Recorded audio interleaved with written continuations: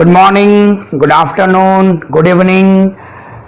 तो मैंने इसलिए कहा कि जो टाइम में भी आप वीडियो देख रहे हो उस टाइम के लिए गुड।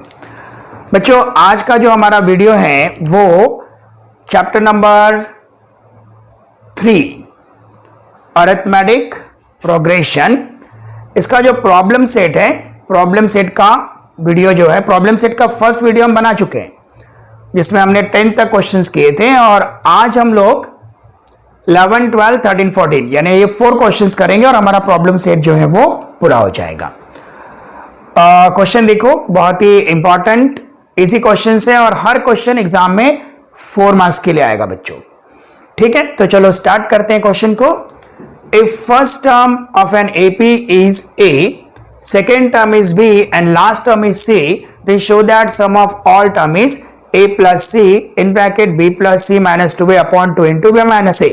ओके, ये सब देख करके आपको लग रहा होगा पता नहीं है क्या अजीब सी बात बोली है, मगर आप जब क्वेश्चन सॉल्व हो जाएगा तो आप बोलोगे इससे इजी कुछ है ही नहीं है।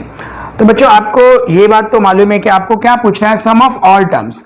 सम ऑफ ऑल टर्म्स मतलब क्या होता है, एस एन होता है और एस एन का फॉर्मूला क्या होता है, n upon 2 in bracket 2a plus N minus 1 into D होता है। नहीं, तो इस फॉर्मूले से अगर वैल्यू फाइंड करना है तो क्या क्या चीजें हमें मालूम होना चाहिए, n मालूम होना चाहिए, फर्स्ट टर्म और कॉमन डिफरेंस हमें मालूम होना चाहिए। तो क्वेश्चन में एपी का फर्स्ट टर्म तो दिया हुआ है ए, कॉमन डिफरेंस अगर टर्म एपी में है तो हम कंसेक्यूटिव टर्म को सब्सट्रैक्ट करके कॉमन डिफरेंस भी फाइंड कर लेंगे। क्या बच जाता है, n हमको नहीं दिया हुआ है, मतलब हमें n फाइंड करना पड़ेगा और n फाइंड करने के लिए देखो लास्ट टर्म c दिया है। चलो, मतलब सारा इंफॉर्मेशन हमारे पास है, तो स्टार्ट करते हैं। ठीक है, तो बच्चों सबसे पहले first term of an AP is ए, तो वही लिख देते हैं,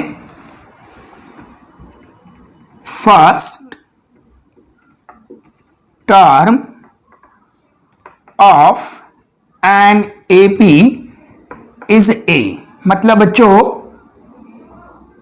ये T1 का वैल्यू दिया हुआ है। ठीक है, ब्रैकेट में T1 लिख देता हूं। Second term of an AP is b, मतलब किसका वैल्यू दिया है, T2 का वैल्यू दिया है। और फिर क्या दिया उसने, C क्या दिया, लास्ट टर्म दिया है, तो आप लिखोगे last term of an AP is C, मतलब किसका वैल्यू दे दिया है, Tn का वैल्यू दे दिया, ब्रैकेट में लिख दिया मैंने Tn। ठीक है, तो हमारे पास अब T1 T2 है, तो अब इस बेसिस पर आप पहले लिख लो ए बी से लेकर के लास्ट टर्म क्या है, C is in arithmetic progression. तो अब इसमें से D इज इक्वल टू क्या आता है, T2 माइनस T1। तो बच्चों T2 माइनस T1 क्या आ जाएगा, B माइनस A, मतलब D का वैल्यू क्या हो गया, B माइनस A हो गया। और क्या दिया है, Tn दिया है। तो फर्स्ट टर्म तो आपको मिल गया, T1 is equal to A, और लास्ट टर्म भी मिल गया। तो बच्चों आपको मालूम है ना, Tn इज इक्वल टू क्या होता है, A plus N minus 1 into D, ये फॉर्मूला है किसका, Tn का फॉर्मूला है। ठीक है, तो Tn का वैल्यू क्या है, C है, यहां पे लिख लो लगेगा तो Tn इज इक्वल टू क्या है, C, तो यहां C लिख लो और A लिख लो plus N minus 1 into D, D का वैल्यू क्या है बच्चों, B माइनस C, तो यहां पे लिख लो B माइनस C। हम इसे क्यों सॉल्व कर रहे हैं, N का वैल्यू फाइंड करने के लिए, क्योंकि हमको Sn फाइंड करना है। तो चलो अब N का वैल्यू हम फाइंड करने के लिए इसको सॉल्व करते हैं। तो यहां पर ये तो मल्टीप्लीकेशन है, तो इसको तो आप ऐसे ही छोड़ दो, A को यहां भेज सकते हो। तो C minus A is equal to N minus 1 into क्या आ जाएगा, B माइनस A आ जाएगा। ठीक है बच्चों, तो अब यहां पे N का वैल्यू फाइंड करने के लिए B माइनस यहां मल्टीप्लाई कर रहा है तो यहां डिवाइड करेगा, तो C माइनस A अपॉन क्या आ जाएगा, B minus A is equal to क्या हो गया, N माइनस 1 हो गया, माइनस 1 ए साइड आ जाएगा, तो C minus A upon B minus A plus 1 is equal to क्या हो गया, N हो गया। ठीक है, इसको बैलेंस करने के लिए 1/1 कर लो, क्रॉस मल्टीप्लाई करोगे तो क्या आएगा, c माइनस ए प्लस बी माइनस ए अपॉन b माइनस ए इंटू 1, तो वैसे ही रहेगा, इज इक्वल टू n। तो अब यहां पर सीधा करके लिख लेता हूं, n इज इक्वल टू क्या हो जाएगा बच्चों, c, अच्छा माइनस से क्या हो जाएगा, -2a हो जाएगा, तो c प्लस बी माइनस से -2a। तो आप देख सकते हो ये टर्म तो आपको मिल गया, अपॉन क्या आ जाएगा, b माइनस ए, मतलब n का वैल्यू क्या हो जाएगा, b plus c -2a upon क्या आ जाएगा, b माइनस ए। ये किसका वैल्यू हो गया, n का वैल्यू हो गया। तो आपके पास n आ गया, आपके पास फर्स्ट टर्म आ गया और आपके पास d आ गया। अब आप क्या फाइंड करोगे, सम ऑफ ऑल टर्म, तो यहां पे सम ऑफ ऑल टर्म, हमारे पास दो फॉर्मूलाज है, एक तो Sn is equal to n upon 2a plus n minus 1 into d, और दूसरा फॉर्मूला क्या है, T1 प्लस TC। ठीक है, तो ये फर्स्ट टर्म और लास्ट टर्म मालूम है, तो T1 plus T1 plus Tn, ये फॉर्मूला यूज करना बेटर होगा।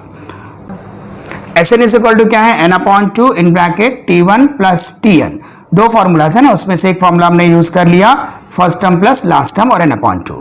तो बच्चों चलो वैल्यूज पुट करते हैं, तो Sn is equal to n का वैल्यू क्या था, b plus c minus 2a upon क्या है, b माइनस a, और पूरे का अपॉन क्या है, 2, इस पूरे के अपॉन क्या मिला, 2, और फिर यहां पे प्लस और T1 plus sorry multiplication, T1 plus n, T1 क्या है a और लास्ट टर्म क्या है c। ठीक है, फिर Sn इज इक्वल टू क्या आ जाएगा, ये a प्लस c को हम आगे लिख लेते हैं ना, a प्लस c आगे लिख लो, और फिर b plus c minus 2a upon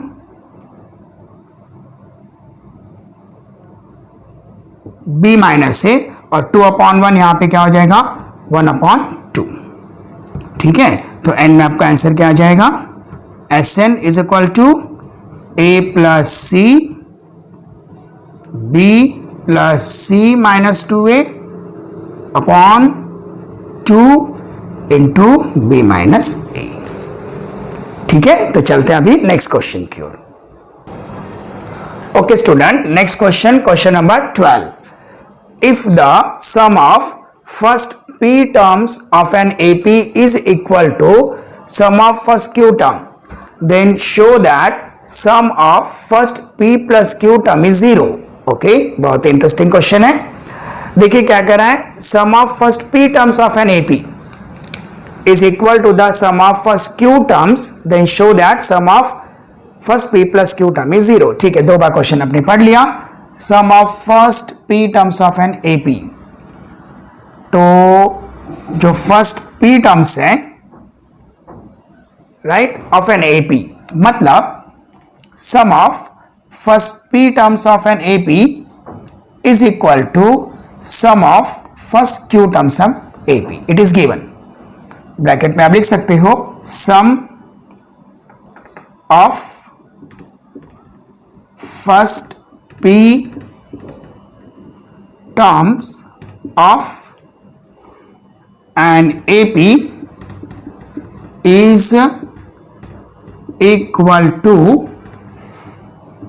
sum of first q terms, first q terms।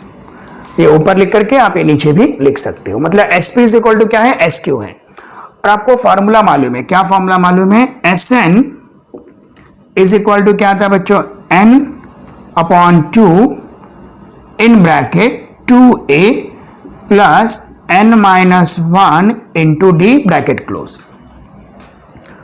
तो बच्चों यहां पे Sn के लिए फॉर्मूला है, तो SP के लिए क्या हो जाएगा, P therefore P upon 2 in bracket 2a plus, यहां पे n था ना, तो n की जगह पे क्या हो जाएगा p minus 1 into d is equal to, अब एस क्यू के लिए क्या हो जाएगा, जहां जहां पे n है वहां पे q कर दो, तो q upon 2 in bracket 2a plus q minus 1 into T. अगर यहाँ पे 5 रहता तो आप n की जगह पे 5 करते, यहाँ पे 6 रहता तो 6 करते, लेकिन यहाँ पे नंबर ना देकर के p और q है तो यहाँ पर आपको p और q लिखना है। ठीक है, अब बच्चों इसको सॉल्व करके थोड़ा सिंप्लीफाई कर लेते हैं, तो 2 और 2 तो कैंसिल हो जाएगा और ये p को वैसे ही रखते हैं। अब इस ब्रैकेट को सिंपल ब्रैकेट बना देते हैं 2a, क्यों, क्योंकि ये d से हम अंदर मल्टीप्लाई करने वाले हैं, तो p और d को मल्टीप्लाई करेंगे तो ये dp हो जाएगा और ये हो जाएगा माइनस d, ब्रैकेट क्लोज कर देते हैं। ये शायद आपको समझ में आ गया, ये हमने कैंसिल कर दिया, p को अभी तक वैसे ही रखा, 2a को वैसे ही रखा, d देखो ब्रैकेट के बाहर है तो इसको अंदर भेज दिया सिंप्लीफाई करने के लिए, इज इक्वल टू का साइन वैसे ही कर दिया, फिर q को हमने वैसे ही रखा, ब्रैकेट जो चीज यहाँ की वही यहाँ करने वाले हैं, तो 2a प्लस ये qd या dq लिख दो, कि यहाँ पे dp लिखा है तो dq आप कोई भी ऑर्डर में लिख सकते हो, इसका कोई प्रॉब्लम नहीं है, माइनस d ब्रैकेट क्लोज कर दो। अब बच्चों एक काम करो, ये p जो है इसको भी ब्रैकेट के अंदर भेज दो, तो 2ap plus dp into p करोगे तो dp square minus dp is equal to का साइन दे दो, ये हो जाएगा 2aq plus dq square minus क्या हो जाएगा बच्चों qd। अब क्या करोगे, ये सबको ये साइड ले लो, तो सारे इक्वल टर्म को एक साथ कर दो, तो 2ap माइनस 2aq एक साथ कर लिया।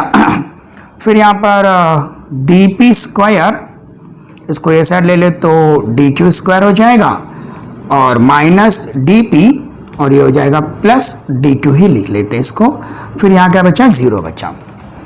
ठीक है, अभी ध्यान देना, अब इन दोनों में से कॉमन क्या आएगा, रुको कॉमन निकालने से पहले एक काम करते हैं, इसको थोड़ा सिंपली, ठीक है चलो कॉमन निकाल लेते हैं, बाद में सिंप्लीफाई करेंगे। 2a और यहाँ पे क्या है 2aq है, राइट, तो 2a और 2a इसमें से कॉमन आ जाएगा, तो 2a में कॉमन ले लेता हूँ, यहाँ क्या बचेगा p, फिर बचेगा माइनस, ये बचा q। ठीक है, और फिर इन दोनों में से कॉमन क्या आ जाएगा, d कॉमन आ जाएगा, तो यहाँ बचेगा p square minus q square. इन दोनों में से कॉमन क्या आ जाएगा, d कॉमन आएगा। अभी देखो यहाँ p माइनस q है ना, अगर आपने d कॉमन निकाला तो माइनस p प्लस q हो जाएगा, तो इस वे से लाने के लिए बेटर रहेगा आप माइनस d कॉमन निकाल लो, माइनस d कॉमन निकालोगे तो ये प्लस हो जाएगा और ये माइनस हो जाएगा, इज इक्वल टू 0। फिर एक स्टेप और सॉल्व कर लेते हैं इसको, 2a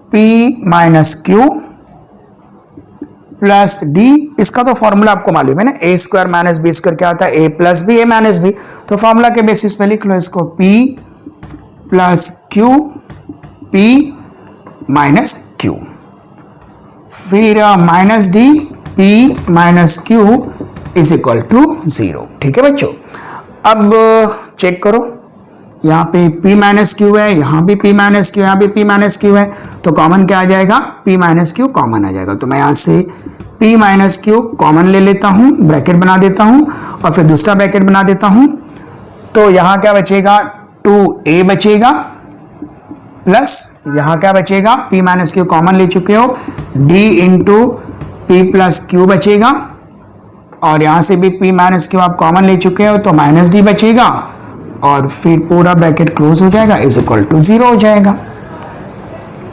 ठीक है, अब चाहो तो इसको स्क्वायर ब्रैकेट बना दो,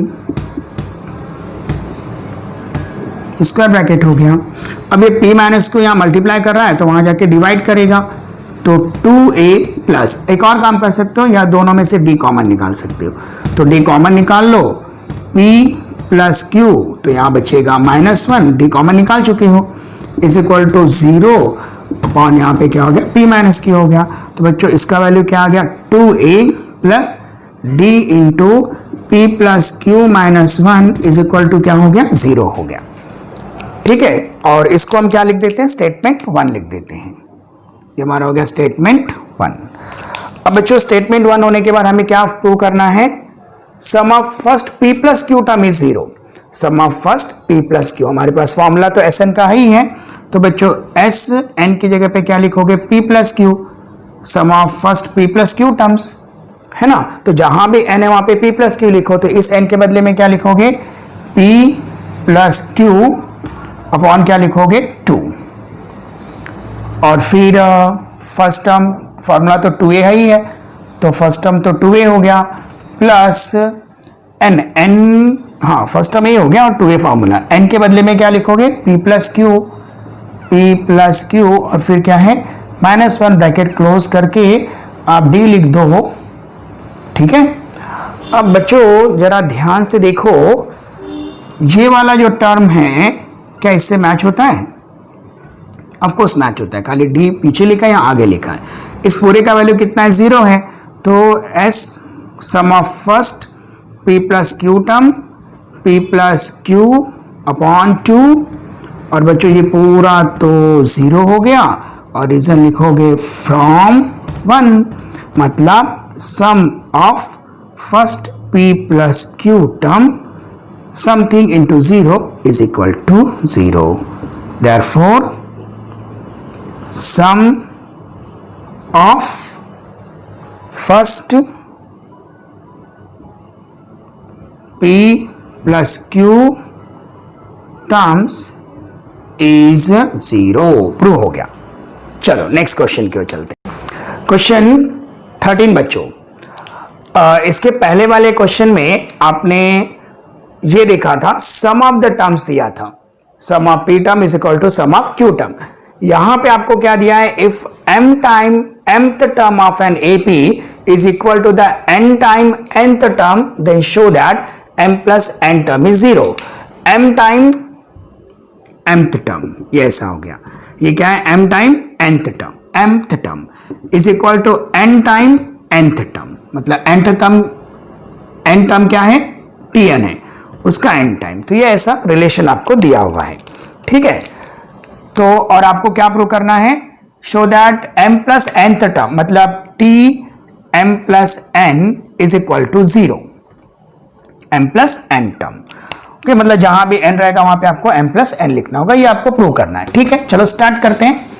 पहले जो कंडीशन दिया है वो कंडीशन लिख लेते हैं। क्या कंडीशन दी है बच्चों, जैसे का वैसे लिख लेते हैं। यहां पे लिखेंगे m time mth term of an AP is equal to n times nth term।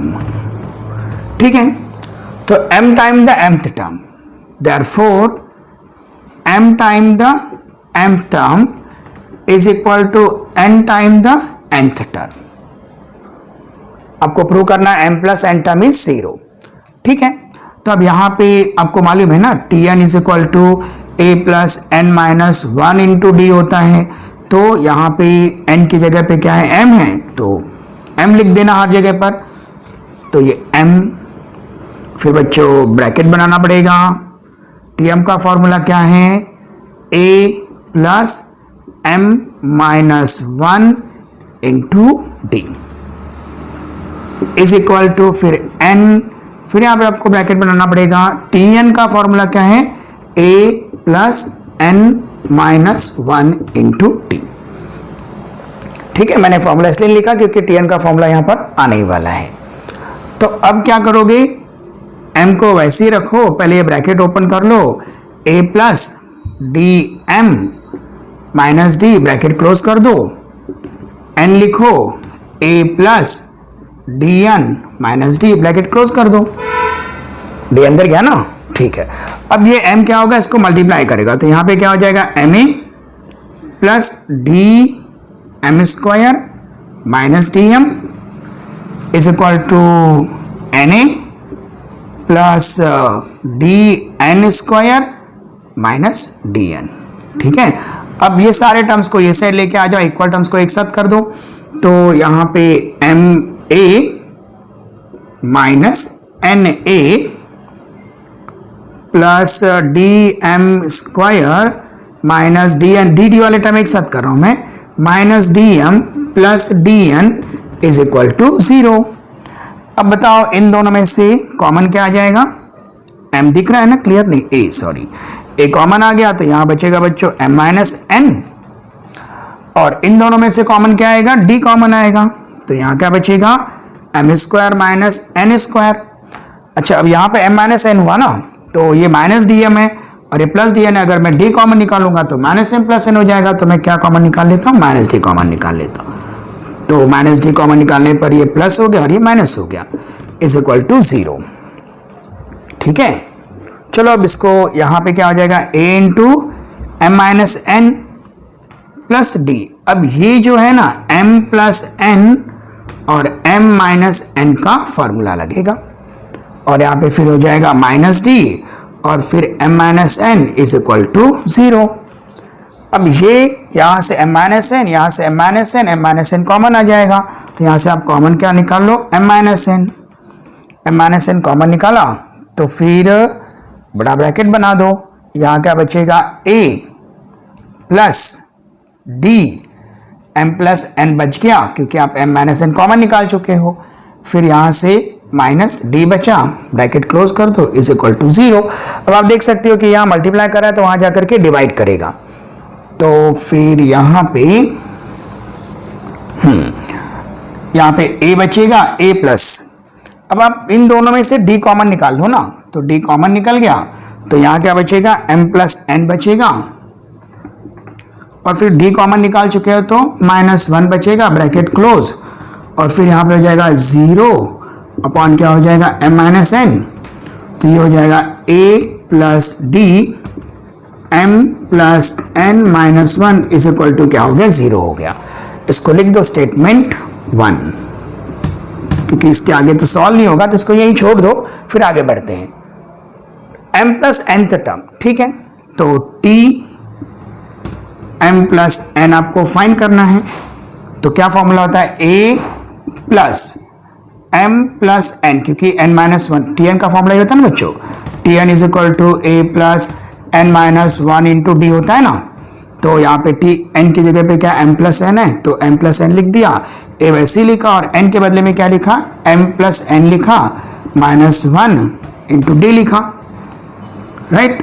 अब जरा स्टेटमेंट 1 तो देख लो, a into D, a plus D into M plus N minus is equal to 0 है, तो यहाँ पे पूरा वैल्यू क्या हो गया? 0 हो गया, रीजन लिखा from 1, therefore t of m plus n is equal to 0. Okay, therefore m plus nth term of AP is 0. समझ गए बच्चों? तो अब चलते हैं लास्ट क्वेश्चन की ओर। ओके बच्चों, अब क्वेश्चन नंबर 14 जो कि प्रॉब्लम सेट 3 का लास्ट क्वेश्चन है। ओके, तो इसके साथ ये क्वेश्चन सॉल्व करते ही हमारा प्रॉब्लम सेट और सारे प्रैक्टिस सेट के सारे क्वेश्चंस खत्म हो जाएंगे। बच्चों एक्टिविटी क्वेश्चन है और बहुत इजी है। देखो, ₹1000 is invested at a 10% simple interest. तो आपको मालूम है ना, सिंपल इंटरेस्ट का फॉर्मूला होता है I is equal to P into R into N. तो 10% सिंपल इंटरेस्ट मतलब R का वैल्यू रेट क्या है? 10% है। Check at the end of every year if the total interest amount is in AP। जब ये चेक किया गया हर साल, तो जो हर ईयर का जो अमाउंट मिल रहा है ना ईयर आफ्टर ईयर, वो AP में है। Then find the interest amount after 20 years. Interest amount after 20 years. तो बच्चों 1000 तो कैपिटल हो गया P, और n इज इक्वल टू क्या हो गया? 20 हो गया, और r इज इक्वल टू क्या हो गया? 10 हो गया, राइट। तो एक्टिविटी भरने के लिए बोल रहा है, चलो स्टार्ट करते हैं। सिंपल इंटरेस्ट का फॉर्मूला क्या है? P into R into N upon 100। तो सिंपल इंटरेस्ट आफ्टर 1 ईयर तो P तो 1000 है, R 10 है और 1 ईयर अपॉन क्या क्या 100 किया। तो बच्चों ये जीरो ये जीरो ये जीरो ये जीरो कैंसिल हो गया। 10 इंटू 10 इंटू 1 कितना हो गया 100। तो पहला ब्लैंक हमारा आ गया 100। फिर simple interest after 2 year, 2 year मतलब खाली ईयर 2 हो गया, बाकी सब ऐसे ही रहेगा, ये और ये कैंसिल हो गया। तो 10 इंटू 10 100 इंटू 2 क्या हो गया 200। तो हमारा ब्लैंक आ गया 200। 3 ईयर के बाद में मतलब यहाँ पे फिर ये दोनों जीरो कैंसिल और ये हो गया 300। तो फर्स्ट ईयर में 100 रुपीज इंटरेस्ट मिला, सेकेंड ईयर में 200 मिला, थर्ड ईयर में 300 मिला। According to this simple interest for 4, 5, 6 years, तो 4 ईयर के लिए 400, फिफ्थ ईयर के लिए 500, 6 ईयर के लिए 600। तो ये एपी में है। तो for this D is equal to, D क्या होता है कॉमन डिफरेंस, तो T2 माइनस क्या होता है T1 होता है। तो 200 में से 100 आप माइनस करोगे तो ये आ जाएगा 100। और फर्स्ट टर्म क्या है ए 100 है। Amount of simple interest after 20 year, तो 20 ईयर के बाद में फाइंड करना है, सबका सम नहीं फाइंड करना है। 20th ईयर में कितना आपको इंटरेस्ट मिलेगा, तो T20 फाइंड करना है। तो पहले फॉर्मूला लिख लो, Tn is equal to A plus N minus 1 into D. T20 find करना है, ए का वैल्यू कितना है 100 और फिर ये 20 माइनस 1 इंटू डी, डी भी कितना था 100 था। तो बच्चों 100 प्लस 19 इंटू क्या हो गया 100 हो गया। तो 100 प्लस क्या हो गया 1900 हो गया। तो 100 प्लस 1900 करोगे तो कितना आएगा 2000। तो डायरेक्ट यहाँ पे रफ में सॉल्व करके यहाँ पे 2000 लिख दो, समझे। तो amount of simple interest after 20 year कितना आंसर आ गया 2000 रुपीज 2000। तो बच्चों इसके साथ हमारा अर्थमेटिक प्रोग्रेशन ये लेसन खत्म हुआ। आप इस वीडियो को लाइक करो, मेरे चैनल को सब्सक्राइब करो, अपने फ्रेंड्स को भेजो, जितना ज़्यादा सब्सक्रिप्शन आप कर सकते हो करो।